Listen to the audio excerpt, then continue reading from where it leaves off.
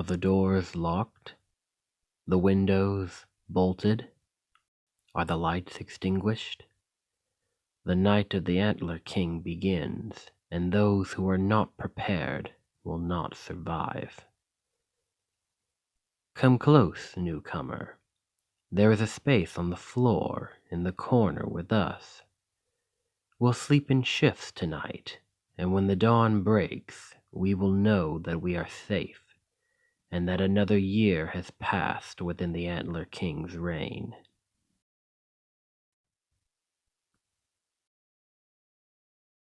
Ah, this is your first night of the Antler King, is it? Well, don't be afraid. You have company and shelter. You won't be asleep unaware, and you won't be out in the wilderness.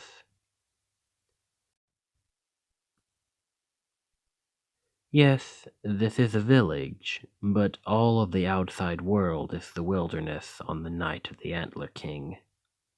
And we don't tempt fate. It's best not to. So keep your head down whilst you sleep, and keep your eyes open whilst you're awake. Listen for the tapping on the windows and for the pacing on the cobbles. Oh, there's no use in telling you what the Antler King looks like. If you ever have the misfortune to see him, you're as good as dead by that point. But if it's idle curiosity, I shall tell you, and that will give us something to talk about whilst we wait the hours.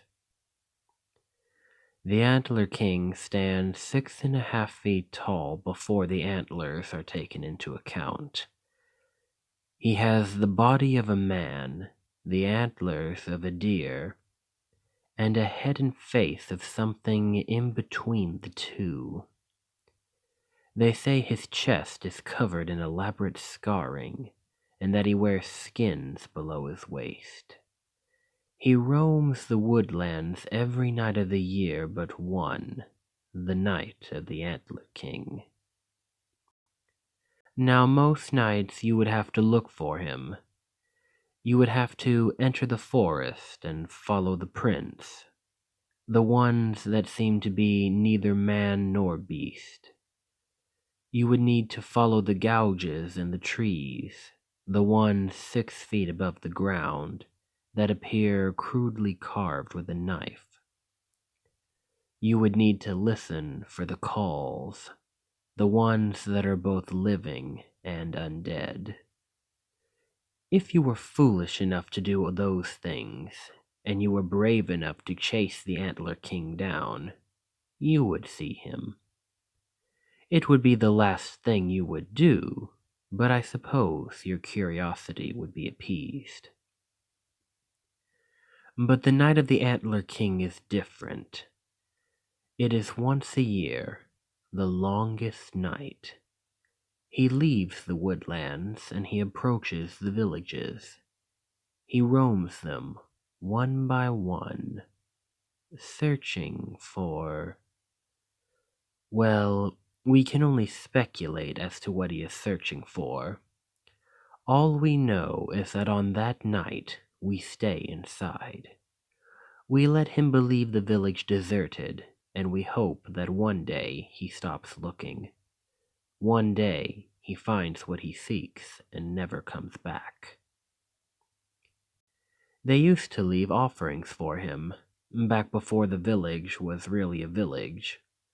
Little baskets of fruit and flowers. He never took them as far as anybody could tell. Perhaps it was superstition. It's impossible to know what people were thinking back then.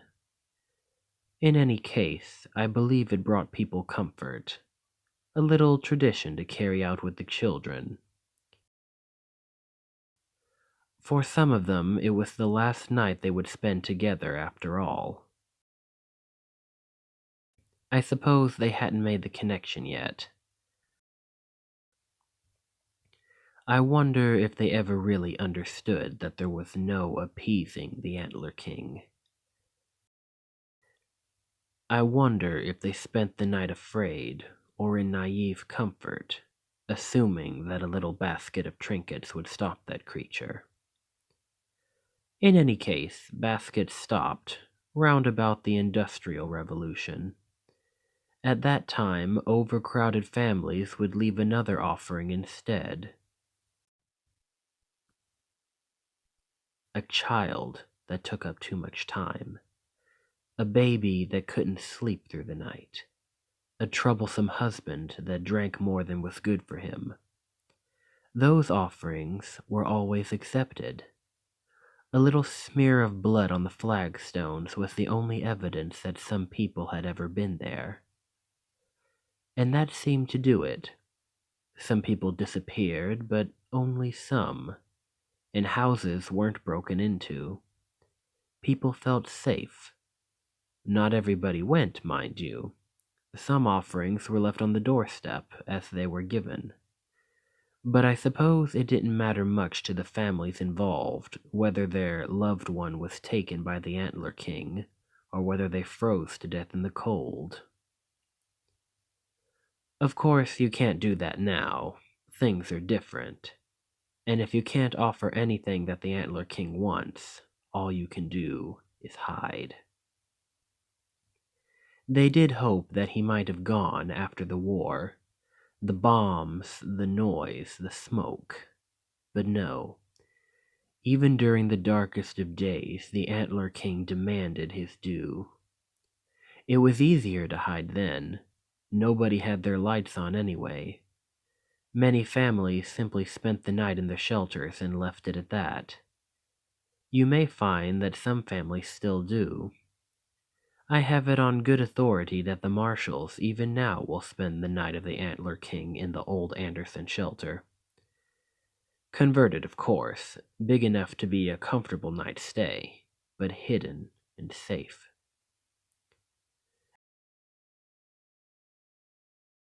And that brings us to today, or I suppose I should say tonight. I think most people have given up, you know. They've just come to accept it, and when someone moves in from another town, they warn them. Sometimes, if the newcomers are friendly and neighborly, if they don't cause trouble. Consider yourself lucky. Someone obviously considers you a friend. Otherwise, you wouldn't be here, would you? You'd be fast asleep in a house with no boarded windows and no locked doors. You'd be the only one in the house with noise or movement. And you would be the only thing the Antler King would notice, wouldn't you? But now you know, and now you're prepared.